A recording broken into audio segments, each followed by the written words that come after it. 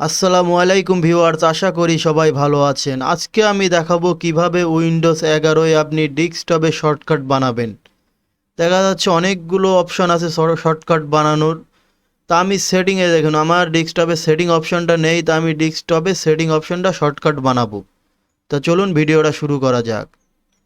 তা প্রথমে আমি রাইট বাটন ক্লিক করব মাউসের, করার পরে এখানে আপনি দেখতে পাচ্ছেন নিউতে যাওয়ার পরে আপনি দেখতে পাচ্ছেন শর্টকাট অপশনটা দেখতে পাচ্ছেন, তা এখানে ক্লিক করতে হবে। করার পরে এখানে টাইপ করতে হবে MS, তারপরে ড্যাশ, তারপরে আপনার সেটিং SETTINGS সেটিংস, তারপরে আপনার শিফট চেপে আপনি ডবল ডটে ক্লিক করে দেবেন।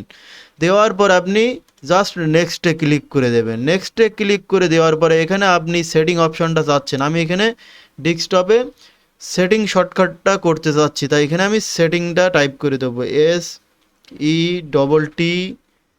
SETTINGS সেটিংস, তারপর আমি ফিনিশ করে দেবো।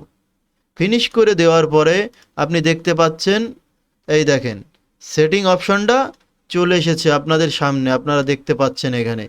তা আপনারা এইভাবে শর্টকাট করতে পারবেন ডেস্কটপে আমার এই ভিডিও দেখে। তা আজকের ভিডিওটা এই পর্যন্তই।